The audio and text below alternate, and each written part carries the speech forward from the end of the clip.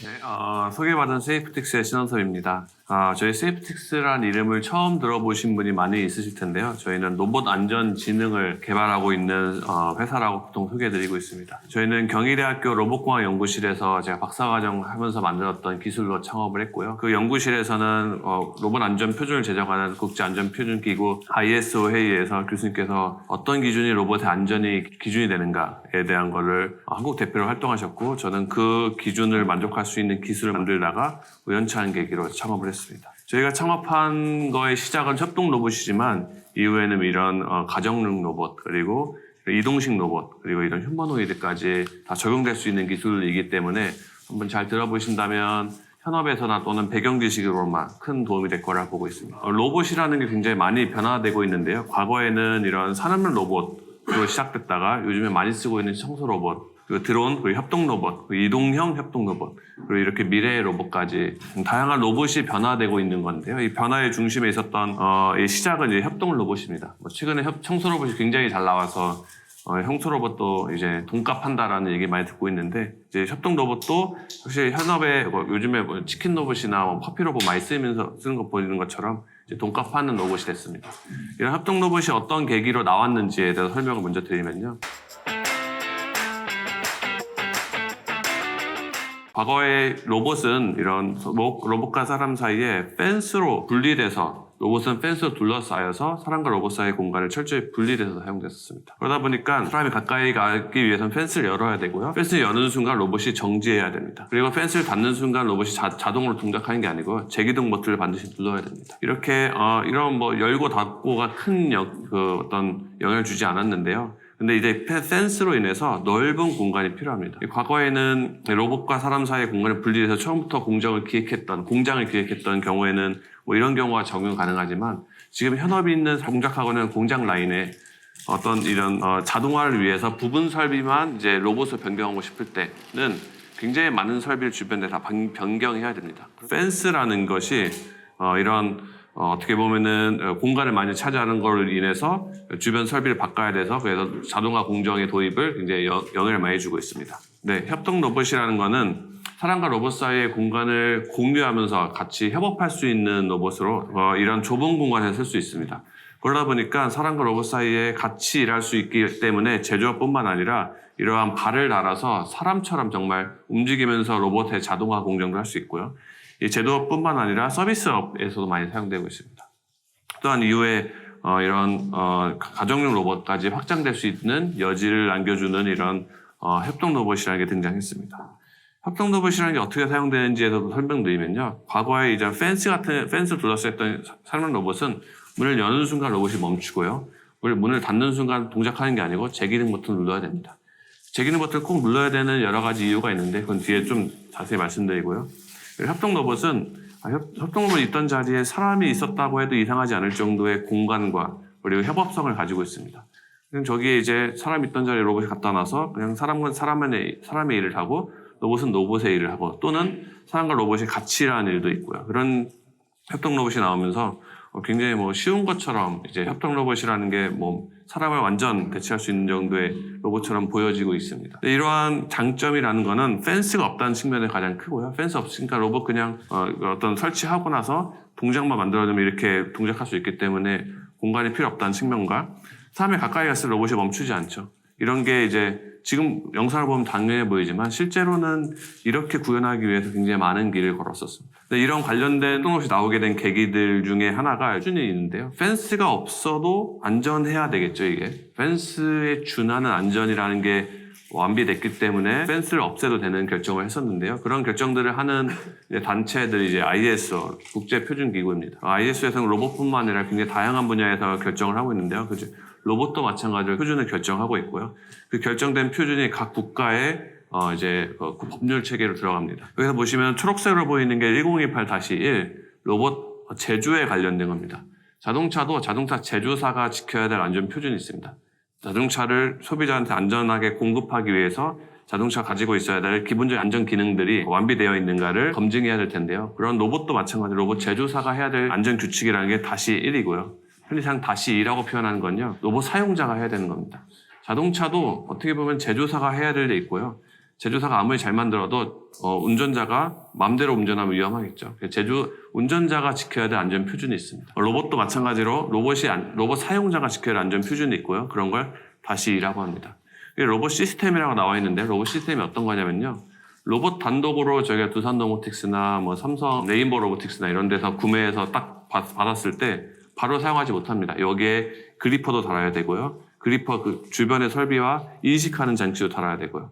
자동화 설비, PLC 같은 걸로 자동화 회로도 만들어야겠죠. 이렇게 로봇 단독으로 할 수는 없고 로봇 주변 설비들을 함께 구성해야 된다는 게 로봇 시스템이고요.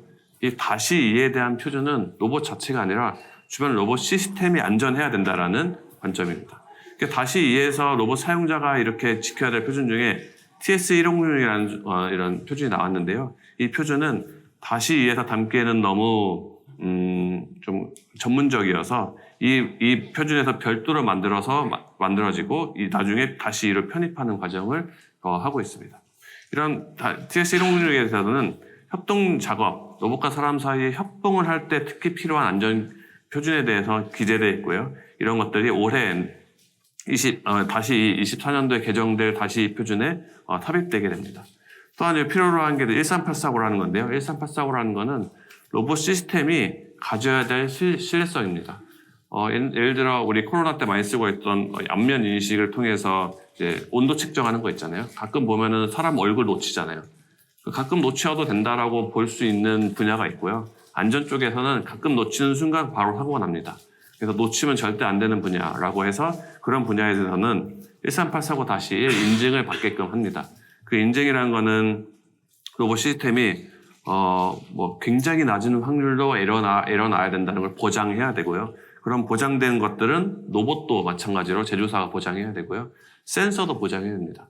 센서가 현업에 보시면은 뭐 카메라 같은 거 쓰시는 경우 거의 없을 겁니다. 레이저 스캐너, 인증받은 레이저 스캐너, 특히 2D로 쓰는 경우가 대부분이고요. 또는 라이트 커튼처럼 지나갔을 때 사람을 감지해서 로봇이 멈추게끔 하거나 안전매트를 쓰거나 이런 안전기기류 또는 센서 기기류 또는 로봇 이런 것들 다 13849-1을 받아야 됩니다. 또 이러한 표준들이 각 국가에 이제 법제화되어 있는데요. 그 로봇은 1.8m 이상의 울타리가 필수라고 명시되어 있습니다.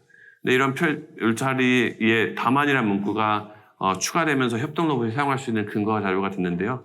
다만 고용노동부 장관이 인정하고 있는 안전 표준 또는 안전 기준에 부합한다고 인정되면은 이제 울타리 없이도 사용할 수 있음을 명시되어 있고요. 이런 것들이 이제 협동 로봇 사용할 수 있는 근거가 되는 거죠.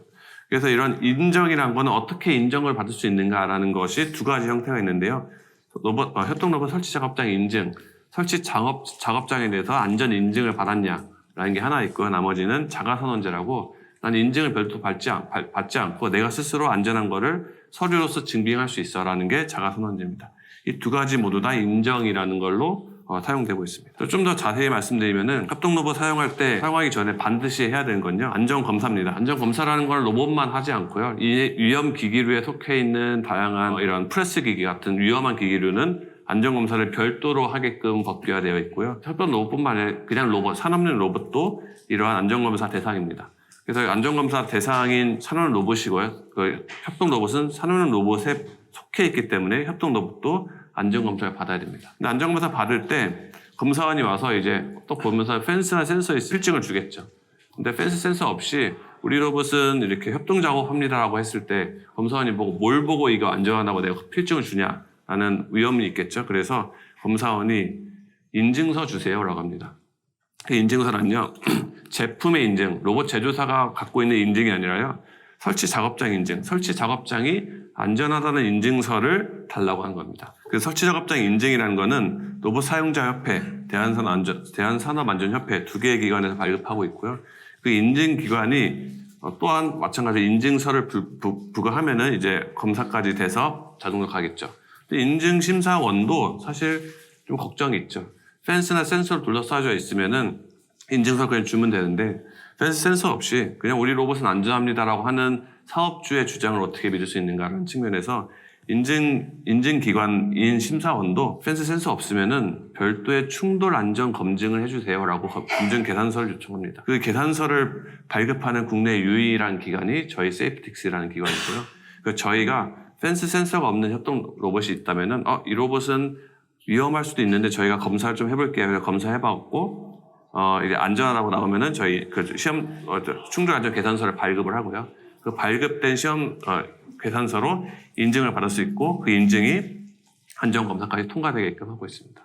이런 충돌 안전 계산서를 저희가 검사를 한다 말씀드렸는데 검사를 하는 건 아니고요. 사실 유저가 저희한테 의뢰를 하면 저희가 어떻게 보면은 부동산 평가 감정원처럼 저희가 감정을 해서 검증한 계산서를 발급하고 이걸로 이제 사용할 수 있는 법도 체계해야 됩니다. 또 아까 말씀드렸던 자가 검증, 자가 선언이라는 것도 마찬가지로 저희의 서류를 기반으로 우리가 안전한 거를 스스로 증명했어요라고 사업주가 검증을 하면요, 이걸로 인증받지 않고 바로 안전검사를 받을 수 있습니다. 그 전에 안전검사원이 사업주가 스스로 만든 자료는 검토는 하겠죠. 그래서 검토의 절차가 추가된다는 측면에서는 알아두시면 좋을 것 같습니다. 이런 안전 표준이라는 게 충돌 안전 검사라는 게 왜 충돌 안전 계산서가 왜 세이프틱스가 발급하는 게 유효하냐의 관점에서 설명드리면요. 자동적으로 움직이거나 어떤 움직임이 있는 대상과 위험이 있는 대상은 분류를 좀 해보면요. 예를 들어 에스컬레이터나 엘리베이터나 자동문이나 요즘 LG도 만들고 계시는 롤러블 TV도 움직이잖아요. 이런 움직임들은 자동으로 움직이죠. 하지만 움직임이 굉장히 단순하죠. 왼쪽 위로 보게 되면은 자동차나 크레인 같이 좀 복잡하게 움직이는 로봇, 그런 기기들은 대부분 수동으로 움직입니다. 그런데 로봇 같은 경우에 보게 되면은 자동으로 움직이면서도 굉장히 복잡한 움직임을 갖고 있습니다. 로봇이 어떤 한순간을 스크린샷 찍어갖고 이 다음 동작을 예측해보세요 하면은 예측하기 어렵습니다. 그만큼 복잡한 움직임을 갖고 있기 때문에 이러한 자동적으로 움직이고 움직임을 예측할 수 없는 로봇 같은 경우에는 펜스로 둘러싸라라는 게 기본적인 형태였습니다. 근데 펜스라는 거는 굉장히 많은 공간을 차지하고요. 로봇을 최대로 뻗었을 거나 어떤 안전 제한 기능으로 뻗었을 때 거리에 약 50cm 항상 이격되게끔 펜스를 쳐야 됩니다. 왜냐하면 들어갔을 때 압사당할 수 있기 때문에 그 공간을 유지해야 되고요. 펜스로 인해 주변 설비를 걷어내야 된다는 것이 가장 큰 단점이죠. 그러다 보니까 이제 펜스보다는 센서도 오케이다. 센서라는 거를 오케이 해줬고요. 센서라는 거는 신뢰성 인증받은 센서. 아까 말씀드렸던 ISO 13849-1 신뢰성 인증을 받은 센서여야만 사용할 수 있습니다. 그 한 예로 자율주행 자동차인데요. 자동차 같은 경우에는 복잡하게 움직이지만 수동으로 움직였던 이런 기계였는데 요즘에는 자율주행으로 자동화되면서 복잡함이 되는 로봇 분류에 들어오게 됐죠. 이러다 보니까 굉장히 위험한 거고 기존에 있는 안전 틀에 들어오기 위해서는 펜스를 달고 다닐 수는 없잖아요. 그래서 센서를 다는데 그 센서 비용이 굉장히 비싼 거죠. 그래서 미국의 로봇 택시가 많이 운영되고 있는데 로봇 한 택시 가격이 자동차 가격이 얼마 하겠어요. 근데 그런 센서 가격 포함해서 굉장히 큰 비용을 나타내는 거 봤을 때는 센서도 그냥 카메라 같은 걸 쓰는 게 아니고 고신뢰성 센서 써야 된다는 측면에서 단점이 있습니다. 로봇도 마찬가지로 이러한 공정에 이렇게 움직이는 로봇에 이게 센서로만 감지를 한다는 거는 눈을 감고 들어갔을 때 내가 다치지 않아야 되는 조건이 있습니다. 펜스가 사실 그런 거잖아. 펜스를 걷어내는 대신에 안전 수준을 타협하지 않고 펜스에 준하는 센서를 요구하기 때문에 신뢰성 받은 센서 그리고 그 센서가 사각지대 없이 꼼꼼히 다 살펴봐야 되는 측면에서는 굉장히 많은 비용이 듭니다. 센서 하나당 한 300만 원 또는 400만 원 정도 하거든요. 그 센서 하나가 다 전범위를 커버할 것 같지만 실제 현장은 복잡하기 때문에 사각지대가 생깁니다. 그 사각지대는 검사원이나 인증기관이 잡아내고요. 그 잡아낸 거에서 이제 페이드 납니다. 간혹 가다가는 그 좁은 공간에 누가 사람 들어가요? 그거 사각지대지만 실제로 사람 안 지나가요. 말 주장하지만 안전검사원이나 안전인증심사원은 보통의 경우는 안 지나가겠죠. 근데 사고 날 때는 거의 지나갈 때고 지나갈 때는 보통 유지보수하기 위해서 들어갈 테니까 그럴 때 사고 난다는 측면에서 보수적으로 그런 사각지대를 용인해주지 않고 있습니다. 또 사각지대 없이 하고 있어도 펜스가 갖고 있는 근본적인 단점, 가까이 갔을 로봇이 멈춰야 된다는 단점이 있죠. 이러한 단점은 로봇과 사람 사이에 가까이 작업해야 되는 어떤 공정에 대해서는 로봇이 사람이 없어야만 움직일 수 있기 때문에 그런 동시 작업이 불가능하다는 측면에서 센서도 한계가 있습니다. 네, 그래서 이제 이거는 좀 이제 이렇게 하면 로봇을 사용하기 힘들겠다라고 해서 충돌 검증이라는 게 나옵니다. 어떤 개념이냐면요. 충돌을 원천적으로 방지하는 기존 개념과 달리 가끔 충돌을 할 수도 있어. 그때 안전한 거를 보장해라라는 측면을 충돌 검증이라는 분야가 이제 추가 나왔고요. 이게 2016년에 TS1066 아까 말씀드린 임시 표준으로 표현되는 것이 제정됐고 올해 정식 승격됩니다. 그래서 이런 로봇의 움직임을 충돌에도 안전한 것을 사전에 또는 충돌하기 직전에 이미 그 충돌량이 크지 않다는 걸 알고 있으면서 움직인다면은 로봇 자체가 충돌에도 안전한 거겠죠. 예를 들면은 굉장히 느리게 움직이는 어떤 기계가 있을 때 그거는 위험하다고 판단하지 않는 게 내가 머릿속으로 거기를 부딪혀도 안전하겠지라는 상상이 있기 때문에 하는 거거든요. 그런 것들을 이제 서류화 증명을 하는 거죠. 이러한 절차를 통해서 검증받은 이런 리포트, 이런 공정은 펜스나 센서 없이 쓸 수 있고요. 산업안전보건에 관한 규칙도 만족돼서 정상적으로 사용할 수 있습니다. 이런 리포트를 발행하는 기관이 세이프틱스라고 보시면 될 것 같습니다. 결과적으로는 펜스나 센서는 충돌을 원천적으로 방지하는 전략이고요. 사람을 치면은 나는 사람과 절대 충돌하지 않겠어라고 하면서 사방을 항상 감시하고 다니는 로봇입니다. 이런 경우는 순간 놓치는 것을 허용하지 않기 때문에 굉장히 높은 등급의 신뢰성에 관한 센서와 사방의 센서를 다 둘러야 되기 때문에 비용이 많이 들고요. 또 아까 말씀드린 것처럼 결국은 멈춰야 되는 것 때문에 공간을 많이 필요합니다. 멈춰야 될 때는 로봇이 바로 멈추지 않고 멈출 때까지 시간이 걸립니다. 그 시간 동안 사람이 움직일 수 있고요. 그 사이에 충돌하면 위험할 수도 있기 때문에 이격거리를 두게 되어 있습니다. 그래서 많은 공간이 필요하게 됩니다. 충돌 검증은 그와 대비 공간의 비용도 줄고요. 멈추지 않아도 되니까 충돌 안전 비용이 들지만 센서 비용보다 낮기 때문에 충돌 검증이라는 것을 사용하게 됩니다. 이게 제가 로봇 하면서 이게 로봇 시대가 왔음을 깨닫는 현장인데요. 저희 작년에 같이 수행했던 작업이고요. 이게 서울시에 있는 중학교에 1000명 정도 이제 학생이 있는 중학교에 매일 점심마다 이제 아주머니들이 밥을 했는데요. 여기 보시게 되면 이제 로봇 4대가 설치됩니다. 왼쪽 위에 보기에는 로봇 4대가 차지하고 있는 어떤 일정 이내 영역이 한 7평 정도 됩니다. 원룸 하나의 로봇, 저 큰 로봇이 4대 정도 들어간 겁니다. 이 로봇이 자동적으로 혼자 수행하지 않고요. 주방 보조를 합니다. 음식을 꺼내서 넣고 접고 하는 작업을 통해서 하는데 이런 현장은 가까이 갈 때마다 로봇이 멈추면 음식이 타고요. 또한 이 위생 때문에 펜스를 치지 못합니다. 그래서 펜스 치지 못하기 때문에 펜스 센서 같은 경우에는 어려움이 있어서 저희가 충돌 검증을 해서 적용했던 케이스고요. 이런 경우는 저희가 저희의 어플리케이션을 잘 맞기도 하고 또 현장에서 정말 로봇도 잘 쓰고 있어서 좀 소개해드립니다. 근데 충돌 검증이라는 걸 왜 세이프틱스에 해야 되냐도 설명드리면요. 자동차는 제조사가 하지 않냐라는 관점인데요. 실제로는 자동차가 왜 충돌 검증을 할 수 있었냐면요. 자동차가 충돌할 수 있는 케이스는 정형화되어 있습니다. 몇 개 카테고리화를 할 수 있고요. 그 카테고리화된 걸로 충돌 검증을 하면 됩니다. 근데 로봇은 굉장히 다양한 움직임이 있고 다양한 그리퍼가 있고 다양한 물체를 들고 다양한 날카로움과 둥금과 그런 걸로 사람이 다양한 부위를 충돌할 수 있습니다.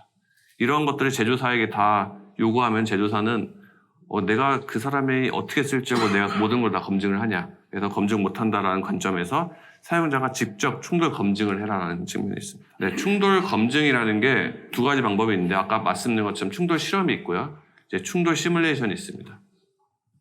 충돌 실험이라는 거는 로봇 설치 후에만 할 수 있습니다.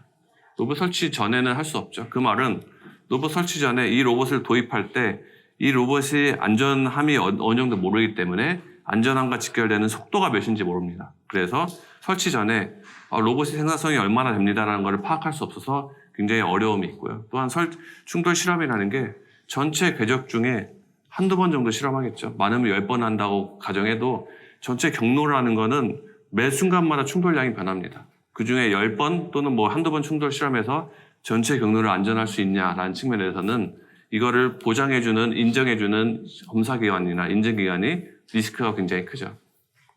그래서 충돌 실험하는 게 굉장히 한계가 있고요. 해외에서는 아직도 이렇게 충돌 실험을 하고 있습니다. 충돌 실험을 통해서 할 수 있는 방법이 유일하기 때문에 그런데 이 충돌 실험이라는 게 로봇 모델마다 하는 게 아니고요. 로봇 적용된 현장마다 해야 됩니다. 현장마다 로봇마다 해야 되고요. 그렇기 때문에 이런 값비싼 충돌 방법이 유일하기 때문에 세이프틱스라는 기업이 이제 스타트업으로서 투자를 받으면서 잘 성장하고 있습니다. 저희는 이제 충돌 실험이 아니라 시뮬레이션으로 그 데이터를 받아서 로봇 모델은 사실 한정적이죠. 두산 로보틱스, 레인보우 로보틱스, 뉴로메카, 한화 로봇 이런 여러 가지 로봇 회사의 모델별로의 물성치는 제조사한테 받아서 엔드 유저한테는 로봇의 궤적을 받고요. 그리고 끝단에 있는 그리퍼의 무게, 그리퍼의 날카로움을 받아서 해석을 할 수 있죠. 그러면 충돌했을 때 얼마나 힘과 압력이 발생하는지를 예측을 하고 이 ISO 표준 안전 기준에 넘는지를 부합하는 거를 검증을 하고, 검증을 한다면 이제 속도는 얼마나 줄여야 되는가, 어느 포인트에 속도를 늘려도 되는가라는 측면도 제한하면서 안전과 생산성을 모두 확보할 수 있는 기술을 개발하고 있습니다. 저희의 이제 안전 검증으로 했던 안전 계산서를 통해서 인증받았던 케이스가 다양하게 있는데요. 이런 아이스크림 서빙 로봇, 그리고 이런 이동식 협동 로봇, 급식 로봇, 그리고 이런 제조업에 쓰는 로봇 모두 다 자가선언 또는 인증 모두 다 저희 거를 통해서 이렇게 사용되고 있습니다. 이러한 분야가 이제 건축 분야가 있는데요. 건축 분야는 건축 허가하기 전에 실험을 통해서 건축의 안전한지를 검증할 수 없잖아요. 굉장히 비용도 많이 들고요. 또 건축 허가라는 거는 이게 안전한지를 판단하기 위해서 해야 되는데, 건물 다 짓고 실험하는 거는 건축이라는 게 허가의 타이밍이 딱 안 맞죠. 그래서 건축은 설계를 해야 되고요. 그 설계에 기반으로 안전 분석을 구조기술사가 해서 리포트를 낸 다음에 그걸 건축 허가를 받습니다. 기존 로봇 산업은 이런 과정이 필요 없었습니다. 그냥 펜스 설치하면 끝났는데요. 이제 협동 로봇이 나온 것부터는 굉장히 다양한 이제 사전으로 검증하고, 그 검증이 현장에 설치될 때 얼마나 안전성이 있고 생산성이 있는지를 확보할 수 있는 그 기술로서 이걸 검증을 먼저 해야지 되는 산업으로 변했습니다. 그래서 저희가 만드는 세이프티 디자인이라는 소프트웨어는 공정 설계를 가상 환경에 할 수도 있고요. 그 가상 환경으로 인해 안전 분석을 미리 해볼 수도 있습니다. 이거에 기반으로 이제 안전 분석을 통합니다. 근데 가상의 시뮬레이션 데이터로 안전 계산서가 나오지는 않고요. 안전 분석은 할 수 있지만 계산서까지 출력되지 않습니다. 실제 인테그레이션 로봇에서 모션 정보를 추출한 걸로만 안전 계산서를 발급하고 있고요. 그래야 실제 데이터와 부합하죠. 그걸 기반으로 안전 인증과 또 안전 검사까지 받을 수 있는 체계입니다. 저희가 하고 있는 건 일단은 SI 분들에게, 로봇 설치 SI 업자에게 엔드 유저한테 공급할 때 저희가 컨설팅을 하고 있지만, 저희 컨설팅의 목적으로 사업하는 건 아니고요. 저희한테 컨설팅을 받지 말고 저희 같은 세이프티 디자이너라는 소프트웨어를 직접 쓰세요라는 형태로 하고 있습니다. 디자이너라는 소프트웨어는 공정을 가상 환경에서 할 수도 있고, 안전 분석을 할 수도 있고요.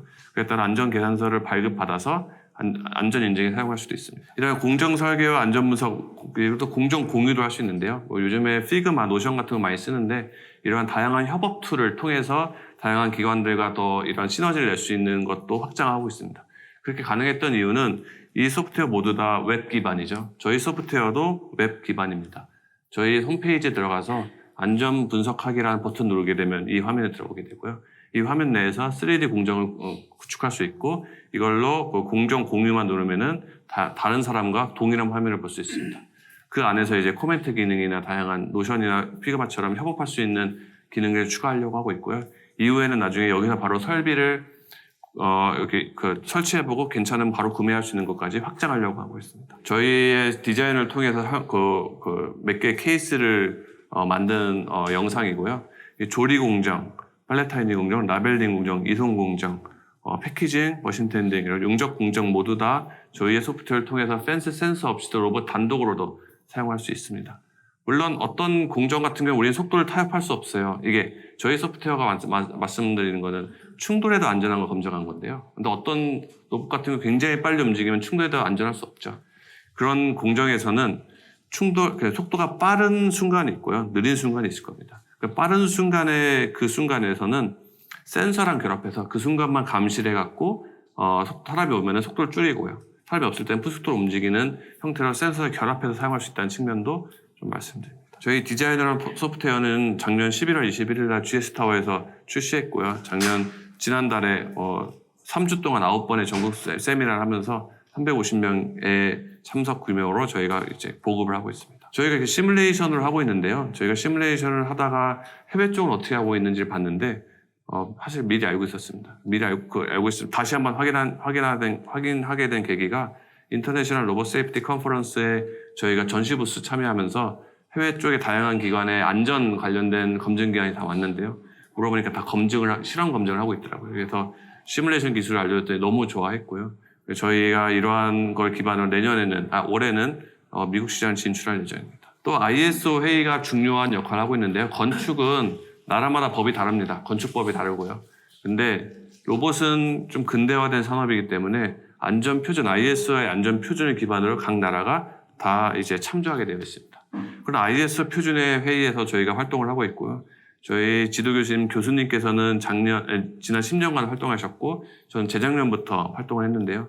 시뮬레이션 방법론에선 저와 교수님께서 리드하고 있습니다.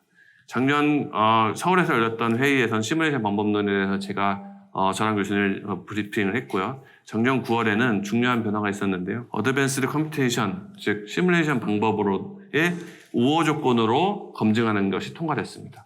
즉 과거에는 어떤 수치화된 수치해석적 방법의 검증이라는 것은 실험을 보조하는 거였었지만 지금 작년 9월에 통과된 안건에서는 시뮬레이션 온리로도 검증하는 것이 유효하다라는 것들이 이제 통과됐고요. 이제 시뮬레이션 방법에 대해서 이제 표준을 만들어야겠죠. 그 시뮬레이션 방법의 표준도 저랑 교수님께서 이제 작업을 하고 있습니다. 이러한 저희가 하고 있는 게 세이프티 디자이너라는 거를 통해서 하고 있는데 세이프티 디자이너라는 거는 사실 보시게 되면은 사전 분석이 가능한 정형화된 로봇이 움직이는 형태에서는 가능합니다.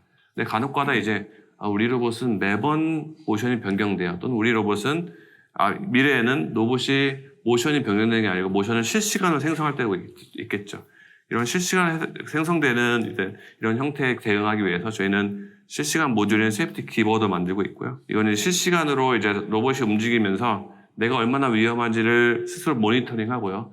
그 모니터링 숫자가 허용치보다 낮게끔 속도 제어하는 모듈을 만들고 있습니다. 이거는 이제 인베디드 소프트웨어고 로봇 제조사에게 납품하려고 목적을 하고 있고요. 이 로봇 제조사 입장에서는 우리 로봇은 그냥 모션이 생성돼서 움직일 줄 알았는데 이 세이프티 기버를 함께 되면은 스스로 사람처럼 어느 속도가 적당한지도 알고 그 속도에 맞춰서 스스로 제어해서 움직이네라는 안전 지능 있는 로봇으로 변화되는 이제 제품이라고 보시면 될 것 같습니다. 네, 그래서 이제 저희의 목적은 사실 사람이라는 게 안전 본능 또 경험을 통해서 쌓게 된 안전 감각이라는 것이 탑재되어 있는데 그래서 누군가 앞에 있을 때 날카로운 거 들면은 날카로운 거를 돌리거나 위험성을 제가 컨트롤할 수 있는 자기 입으로 돌리거나 이거를 이제 속도를 늦춰서 움직이죠. 이게 어떻게 그렇게 했어? 그러면 그냥 직관적으로 이렇게 하죠. 근데 직관적인 걸 좀 파고들면은 만약에 충돌했을 때 얼마나 위험한지랑 그 충돌할 수 있는 확률을 고려해서 그 적당한 방법을 선택합니다.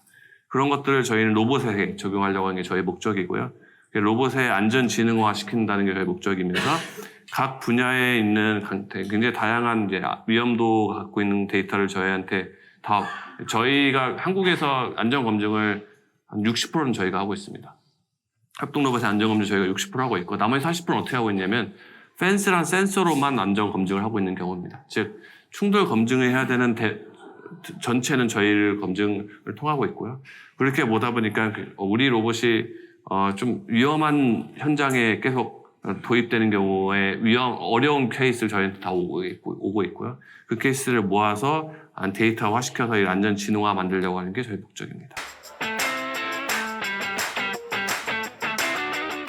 네, 이런 이제 실무적으로 이제 우리 로봇이 실제 적용됐을 때의 실무적인 케이스를 좀 크게 드리면요. 이러한 머신 텐딩 또는 작업대라고 보셔도 되고요. 사람이 각각 하나 붙어서 있던 작업에 로봇을 갖다 놓고 싶겠죠. 그리고 로봇을 관리할 수 있는 사람을 한 명 두고 싶겠죠. 이러한 비포 앤 애프터가 이상적으로 일어나면 좋은데요. 이런 게 쉽지 않은 게 이게 실제 있었던 현장이고요. 이런 거는 부산에 있는 어떤 한 공장에 이게 한 200대 정도 됩니다. 200대 되는 머신 텐딩 가공기에 로봇이 사람이 작업했던 거를 로봇이 한 대씩 다 붙여놨습니다. 그래서 다 붙여놔서 이 작업을 했는데요. 이런 현장에 만약 펜스를 치게 되면 어떻게 되는지. 펜스는 아까 말씀드린 것처럼 굉장히 넓은 범위의 영역이 필요하죠. 왜냐면 끼일 수 있잖아요. 사람이 안에 들어갔을 때. 그래서 이 펜스를 치게 되면은 기존에 있는 밀도를 유지 못하고 4대 중에 3대는 버려야 되는 이전 설치해야 되는 어려움이 있습니다. 펜스를 설치할 때 기준들은 이렇게 여러 가지 있는데요. 기본적으로 최소는 500인데요. 여러 가지 상용을 고려했을 때는 800mm 정도 이격해야 됩니다. 어느 시점으로부터 800이냐면요. 로봇이 실제 동작하는 위치로부터의 800이 아니고요. 어떤 로봇 안에 안전 기능으로 보장되어 이 범위 밖에는 절대 나갈 수 없어라고 지정된 순간으로부터의 800mm입니다. 그렇기 때문에 굉장히 좀 넓은 공간이 필요하고요. 아까 말씀드린 것처럼 로봇 펜스 열면은 로봇이 멈추지만 펜스 닫는 순간 바로 작동하면 안 되는 게 그 안에 사람이 있을 수도 있잖아요. 그렇기 때문에 사람 없는지를 확인하고 제 기름을 눌러라는 관점에서 이런 바로 닫았을 때 움직이지 못합니다. 이러한 절차가 사실 뭐 열고 닫으면 얼마 안 되지 않지만 작업할 때 작업 플로우를 굉장히 흐트리는 요소이기 때문에 원치 않는 작업입니다. 센서를 달면 좀 해결되지라는 측면이 있는데 이런 라이트 커튼이라는 걸 많이 씁니다. 펜스랑 거의 유사한 역할을 하죠. 근데 펜스는 통과할 수 없는데 센서는 통과할 수 있죠, 이렇게. 근데 센서를 달 때 스마트하게 한다고 이렇게 4군데만 달게 되면은 이것 또한 이격거리 때문에 좀 이격해야 됩니다. 근데 실제로 이렇게 닿았다고 가정한다면은 여기 들어가는 순간 로봇 4대가 다 멈춰야 됩니다.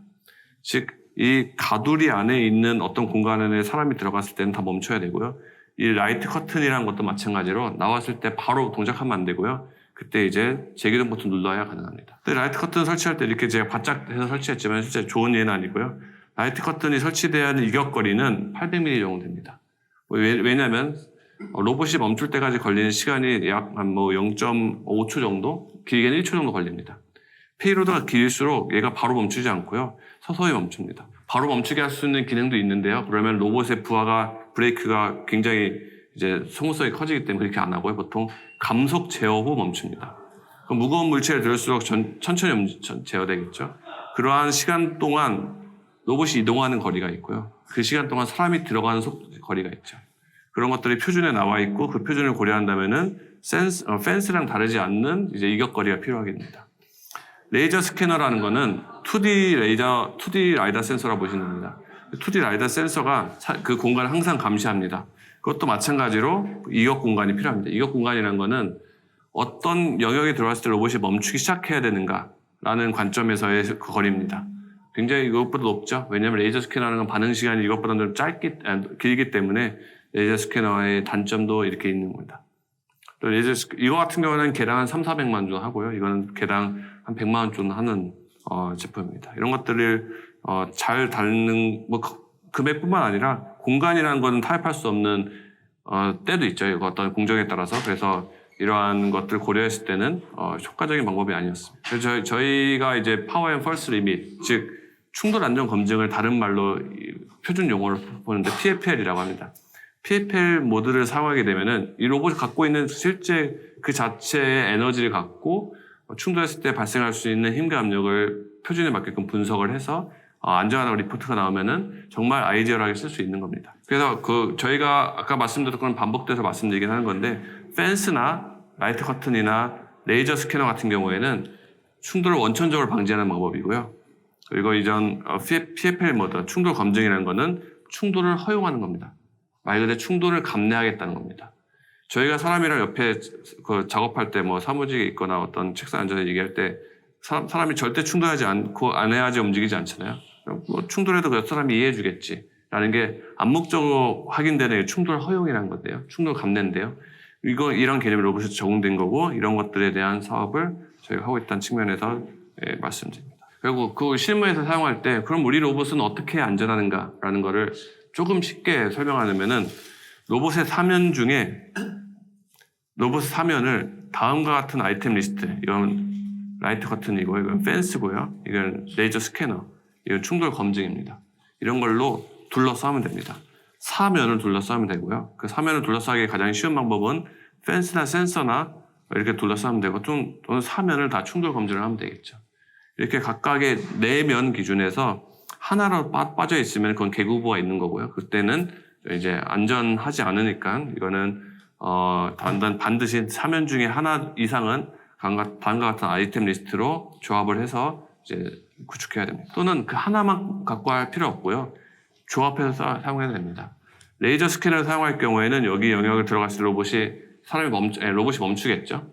근데 나는 멈추기 싫어라고 했을 때는 레이저 스캐너를 쓰면서 여기 충돌 검증을 같이 합니다. 그러면은 과거에는 가까이 갔을 때 로봇이 멈추는데 충돌 검증했기 때문에 가까이 갔을 때 충돌에도 안전한 속도를 다운시켜서 로봇을 움직일 수 있습니다.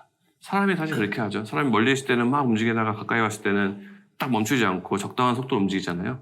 이런 형태의 충돌 검증과 결합해서 쓰는 경우가 많고요.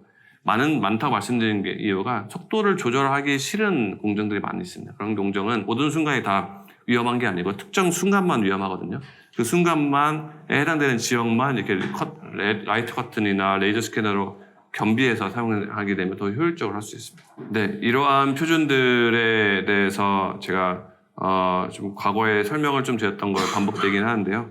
결과적으로 중요한 것을 보게 되면은 이런 오해가 있습니다. 협동 로봇은 이 자체가 안전하기 때문에 왜 별도의 충돌 검증해야 되나요? 그거에 대한 가장 큰 오해의 시작은 충돌 감지입니다. 로봇은 이렇게 협동 로봇을 구매하게 되면은 충돌하면 멈춥니다. 그래서 멈추기 때문에 이건 안전한 거 아닌가요? 라고 생각하는 경우가 있는데요. 근데 이제 역으로 물어보면 됩니다. 이거 판매하는 제조사에게 충돌해도 멈추니까 안전하나요? 안전합니다. 라고 합니다. 근데 역으로 이제 그러면 그 충돌했을 때 사고 나는 것도 제조사 책임인가요? 라면 이건 아닙니다. 라고 합니다. 그 이유는 내가 멈춘다고 했지 그때 안전하다고는 안 했다. 라는 개념입니다. 충돌 감지라는 거는 멈췄고 그때 추가적으로 위험을 감소시키는 거에 영향을 했지만 그 자체가 안전한 건 아니거든요. 그리고 칼을 들고 있다고 생각하면은 당연히 멈췄을 때 잘 찔려 있겠죠. 그래서 미리 사전에 검증해야 됩니다. 그래서 이런 충돌 검증이라는 게 별도로 필요하다는 것도 말씀드리고요. 근데 그럼 충돌 감지 기능이 왜 있냐? 이는 끼임 압착에 아주 효과적입니다. 사실 제일 위험한 게 1차 충돌보다는 2차 충돌로 인해서 끼어서 사람을 파고들 때거든요. 압착으로 사고가 많이 죽는데요. 그 사고를 막는 데 역할을 하죠. 그래서 중요한 역할이지만 1차 충돌, 처음 임팩트에는 줄이는 데 한계가 있습니다. 그래서 별도 검증을 통해서 미리 줄여놔라. 미리 속도를 허용된 속도만큼 낮춰놔라. 그 허용된 속도라는 거는 충돌 검증을 통해서 찾아라. 라는 게 이제 룰입니다. 그럼 이제 허용된 속도라는 게 어떻게 결정되냐면요. 사람을 이렇게 29번 이렇게 부위로 나눠서 그 해당 부위에 대해서 이렇게 어떤 지그 같은 걸 눌렀습니다. 눌러갖고 아프기 시작할 때 아프기 시작할 때 정지시켜갖고 정지시켰을 때의 힘과 압력을 계측을 했습니다. 이건 독일에서 한 거고요. 그래서 29개 부위에서 사람 하단 부위별로 허용된 힘과 압력이 나와 있고요. 그 허용된 힘과 압력보다 낮으면 이 로봇은 안전하다. 충돌했을 때 안전하다고 평가된 겁니다. 이제 통증을 시작했을 때 멈춘다는 거는 그 말은 로봇이 충돌했을 때 아프면 절대 안 돼라는 겁니다. 굉장히 가혹한 조건입니다. 요즘에 사실 그것보다 훨씬 위험한 기구가 많죠. 프레스 기기도 부딪히면 훨씬 위험하고요. 근데 로봇은 너무 가혹하니까 이제 경희대에서 다음 작업을 했습니다. 통증 시작이 아니라 통증 한계입니다. 이제 2번 누르는 겁니다. 아프기 시작할 때 한번 누르고요. 그리고 그때 멈추지 않습니다. 그래서 못 참겠을 때 한번 눌러. 그리고 2번 눌러서 통증 한계점도 측정해서 이걸로 이제 표준화시켜서 한국에서는 통증 한계 기준으로 하고 있습니다. 이 실험은 당연히 IRB 승인을 받아서 하고 있고요. 큰 윤리적 문제가 없다는 것도 말씀드립니다. 이러한 충돌 검증을 할 때에 대한 어떤 충돌 실험의 방법론도 다 나와 있고요. 사람의 머리는 4점 몇 킬로를 해라, 가슴은 40킬로를 해라 라는 게 표준 만족되어 있고 이런 표준에 맞춰서 저희도 시뮬레이션을 하고 있습니다. 이런 실험을 하지 못하는 이유 중 하나가 아까 말씀드린 것처럼 경로 중에 한두 번 실험한다고 말씀드렸잖아요. 이런 실험 한두 번 그러면 경로 중에 매번 실험을 하면 되지라고 생각할 수 있는데요. 로봇이라는 게 어떤 한 포인트를 충돌하지 않습니다. 그 로봇 링크를 충돌할 수도 있고요. 엔드 이펙터 중에 날카로운 부분이 굉장히 많죠. 날카로운 부분이 아닌 부분을 충돌할 수도 있고요. 그런 부분 고려한다면은 한 번 충돌 실험할 때 굉장히 여러 번 충돌 실험해야 됩니다. 경로 중에 굉장히 많은 번을 충돌해야 할 뿐만 아니라 그 경로 순간에도 다양한 충돌 부위를 선정해서 충돌 실험해야 하기 때문에 굉장히 어려움이 많다는 것도 말씀드렸죠. 이런 충돌 실험 현장 사례 같은 거 보게 되면은 이 순간에 충돌 실험을 해서 로봇의 힘과 압력을 계측을 할 수 있습니다.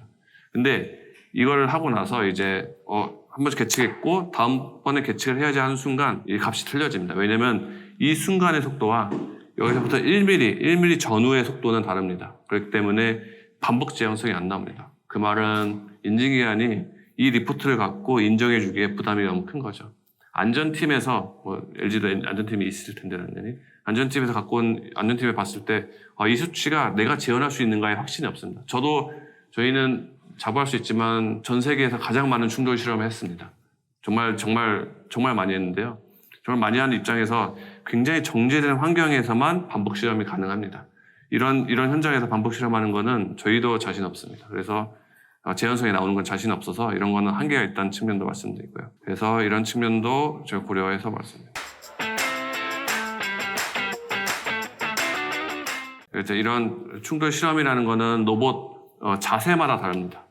이게 간단히 좀 이거에 대해서 말씀드리면요. 충돌할 때 결국 기여하는 게 무엇인가를 보게 되면요. 로봇 전체 질량이 다 충돌에 기여하지 않습니다. 권투를 하게 되면은 이렇게 때리는 것과 이상한 자세 때리는 것과는 몸에 실리는 힘이 다르죠. 유효한 질량, 로봇이 그 자세마다 다른 충돌에 기여하는 유효 질량과 속도, 가속도, 그리고 충돌 방향, 왜냐면 형상마다 충돌 방향이 다르겠죠. 예를 들어 날카로운 부분에 충돌하면은 위험한데 좀 뭉툭한 부분에 충돌하면 나아지겠죠. 충돌 방향도 영향을 주고요. 이러한 신체 부위가 가슴이나 머리에 따라 달라지겠죠. 이러한 팩터들을 사전적으로 저희 검증을 하고 이제 충돌 힘과 압력을 예측을 해서 그걸 통해서 어떤 부위에 얼마나 위험한지를 평가할 수 있는 알고리즘으로 저희 개발하고 있습니다. 간단히 어떻게 저희가 프로그램을 통해서 검증하고 있는지에 대해서 간단한 시연을 먼저 보여드리겠습니다. 저희 소프트웨어에서는 이렇게 저희 홈페이지에 들어오셔서 안전 분석하러 가기를 누르게 되면은 이런 페이지에 들어오게 되고요. 여기서 이제 튜토리얼 들어가서 공정 만들기에서 여기 테스트 눌러서 만들게 되면은 이제 3D 환경이 이제 오픈이 됩니다. 지금 크롬에서 되고 있는데 사파리도 되고요, 엣지도 되고 다양한 웹 브라우저를 다 지원하고 있습니다. 네, 이제 공정을 여기서 이제 꾸며야 되기 위해서는 2D 도면으로 꾸미기 좋죠. 2D 도면을 먼저 업로드를 합니다. CAD 파일을 직접 업로드하지 않고요. 이제 PNG 파일, 그림 파일을 받아서 올리게끔 되어 있습니다. 왜냐면 CAD 파일이 항상 존재하진 않더라고요. 저희가 작업을 해보니까. 그래서 PPT로도 할 수 있는 캡처 기능을 통해서 할 수 있는 범용성인 기능을 쓰고 있고요. 축척 정보 당연히 있어야겠죠. 이가 이제 1000mm다. 하게 되면은 이렇게 깔리게 됩니다. 이제 여기서 이제 설비를 임포트 해야겠죠. 이제 컨베이어 벨트는 기존적으로 저희 갖고 있는 컨베이어 벨트를 넣어서 이 부분을 길이를 맞춰서 이렇게 넣을 수도 있고요. 또 여기는 팔레트가 있는 것 같습니다. 팔레트를 또 여기서 복사를 해서 넣을 수도 있습니다. 그리고 여기에 이제 로봇을 설치하는 위치입니다. 로봇 설치할 때 우리는 특이한 우리만의 베이스를 가지고 있다라고 했을 때 이런 설비를 직접 갖고 있는 설비를 업로드할 수도 있습니다. 네, 모바일 베이스라는 거를 쓰면 되는데요. 제가 이미 썼던 거를 여기 올려놓고 이제 로봇을 설치해야겠죠. 로봇은 유니버셜 로봇, 두산 로봇, 유르메카, 레인보우, 테크만, 화나, 현대위아 다양하게 있고요. 이 중에 저희는 많이 쓰고 있는 두산 로봇 씁니다. 여기 시리얼 넘버를 기재되어 있는데요. 충돌 안전 계산서를 발급할 때 로봇 한 대 지정돼서 나가기 때문에 시리얼 넘버를 적습니다. 근데 여기서는 이제 지금 테스트니까 기본적인 이메일 숫자를 넣고 지정합니다. 그리고 로봇의 베이스를 기본적인 이제 구조는 됐고요. 여기로 추가로 사람도 추가해 볼 수 있겠습니다. 사람도 여기 남아서 작업할 수 있겠죠. 이제 로봇에 대해서 이제 그리퍼를 설정해야겠죠. 그리퍼 같은 경우에는 기본적으로 있는 많이 사용되는 온로봇 시리즈가 있고요. 우리가 원하는 그리퍼를 업로드하고 싶죠, 보통. 그래서 그리퍼를 우리가 원하는 업로드가 생깁니다. 이 그리퍼의 무게를 설정할 수도 있습니다. 10kg 정도를 설정하겠습니다. 그리고 이런 로봇에 대해서 이제 모션을 만들어야겠죠. 모션을 만들기 위해서는 모션 업로드가 있고요. 모션 생성이 있습니다. 업로드라는 거는 기존의 로봇을 추출해서 실제 올려야 되는 기능이 있고요. 여기서 만들 수도 있습니다. 업로드가 먼저 있는 이유는 저희가 업로드를 통해서 충돌 안전 계산서를 발급할 수 있습니다. 모션 생성 기능을 통해서 만든 모션은 충돌 안전 계산서까지는 가지 못합니다. 왜냐하면 그 생성한 궤적을 그대로 따라갈 거란 보장이 없기 때문에 저희는 생성 기능을 통해서는 컨셉트하게 사용할 수 있도록 하고 있고요. 핸드 가이드를 통해서 로봇이 어떻게 움직이면 좋겠지라는 것을 설정합니다. 여기를 하나 이렇게 움직이고요. 예를 들어 여기 1초 만에 갔으면 좋겠다. 그리고 로봇이 이렇게 좀 빼고 이렇게 움직인다고 가정해서 이제 잘 설정했는지 보게 되면은 이렇게 간단한 모션을 만들 수 있죠. 이런 모션을 기반으로 이제 모션을 만들었기 때문에 이 엔드 이펙터나 어떤 부분의 그리퍼의 어떤 부분이 위험한지를 지정하게 됩니다. 이 형상 그대로를 저희가 인식을 해서 충돌을 해석을 하면 좋을 텐데요. 그렇게까지 하기에는 이 CAD 모델이라는 게 굉장히 복잡하고 위험한 깔끔하지 않은 경우가 있어서 저희가 지정된 몇 개의 형상을 여기에 기입하게끔 되어 있습니다. 여기에는 사각형 이런 육면체 형태도 있고요. 원기둥 형태도 있고 원도 있고 이제 피라미드 형태도 있습니다. 여기에 이제 필렛 정보를 기입할 수 있어서요. 같은 경우에 이렇게 몇 개를 지정하게 되면은 그 부분에 대한 위험도가 설정되고요. 그 부분에 대한 이제 플랫 정보를 넣어서 이걸 판단할 수 있습니다. 이걸 통해서 이제 사람의 충돌 부위를 이제 가정을 해서 넣어야겠죠. 예를 들면은 여기 컨베이어 벨트 위는 보통 사람이 이제 손이 부딪힐 수 있다고 판단할 수 있습니다. 근데 이런 팔레트 위 같은 경우에는 사람이 손이 아니라 가슴이나 뭐 상완 이 정도로 충돌할 수 있죠. 이렇게 설정을 해서 하게 된 경우에 충돌 해석할 수 있는 경우의 수가 조건이 다 입력되는 상황입니다. 여기서 이제 충돌 분석이라는 걸 통해서 분석하게 되면은 분석이 완료됩니다. 이렇게 간단히 충돌 해석을 해봐서 우리 공정은 PFL 모드, 즉 충돌 검증으로만으로도 안전할 수 있겠구나, 또는 충돌 검증을 해봤더니 좀 위험했더니 센서랑 펜스를 부분적으로 결합해서 쓸 수 있겠구나라는 거를 분석할 수 있는 좋은 툴로 사용하시면 되고요. 미리 한 5분 정도 걸립니다. 5분 정도의 시간보다는 미리 해석했던 격을 보게 되면은 얼마나 위험한지가 이렇게 그래프로 나와 있고요. 가운데 보게 되면 CRI라는 그래프가 보이는데요. 이게 이 어떤 일정 선 이상 되면은 위험한 겁니다. 그 선보다 높게 되면은, 여기 선이 이렇게 어느 정도 이게 높게 나왔죠. 이런 높게 나온 수준에서는 사실 위험하니까 속도를 줄여야겠죠. 그 속도를 줄여야 되는 양이 여기 나와 있습니다. 기존에 입력했던 게 100%라면은 그 대비 한 80% 정도 줄여야 된다라고 있어서 그 해당되는 모션만 속도를 줄이시면 됩니다. 또한 경우에 따라서는 우리는 속도를 못 줄여요 할 수도 있죠. 그럴 경우에는 소프트 커버를 부착할 수도 있습니다.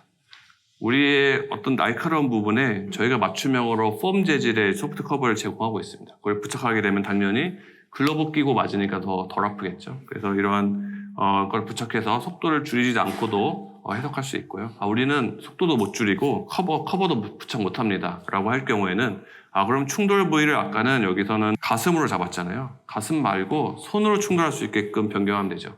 그 손으로 충돌할 수 있게 변경하는 거는 그냥 손 충돌로 하자라고 하면 안 되고요. 손이 충돌할 수밖에 없게끔 여기에 간이 펜스를 추가하거나 어떤 데스크를 바닥에 고정시켜 갖고 사람이 발은 못 들어가는데 손만 들어갈 수 있게끔 하면서 손 부위로 변경하면서 이제 충돌 해석을 통과할 수 있게 됩니다. 이러한 충돌 해석을 하게 될 경우에는 리포트가 이제 메일로 나오게 되고요. 이 리포트를 통해서 나오는 경우를 좀 보게 되면은 이러한 로봇으로 이러한 그리퍼로 어떤 리포트로 해서 어떤 결과가 나왔구나라는 것들을 여기 리포트에 나오게 됩니다. 그래서 이런 리포트를 기반으로 이제 인증을 받고 안전검사를 받으면 되는데요.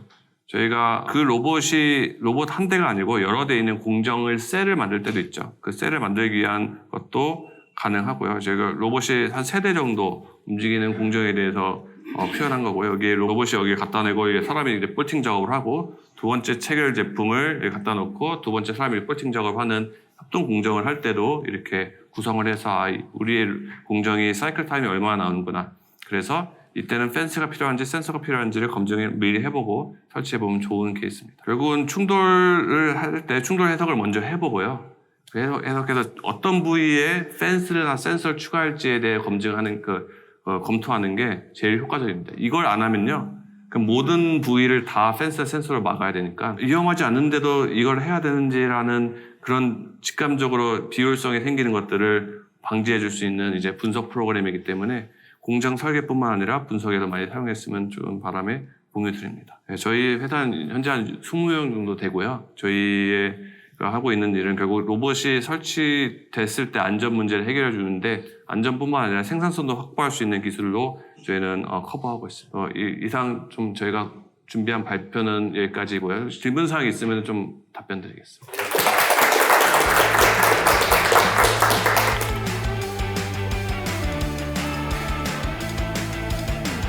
네, 저희 회사는 로봇 안전 지능을 개발하는 회사이고요. 저희 협동 로봇이 설치될 때 필요한 안전 검증을 저희 회사 국내 유일하게 수행하고 있습니다.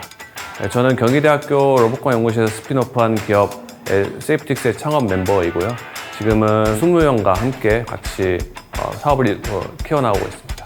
충돌에도 안전해야 된다는 표준이 제정된 이후부터 이런 시장이 많이 나왔는데요. 그래서 그 시장에 앞서서 저희가 먼저 선진 기술을 만들었기 때문에 창업을 하게 됩니다.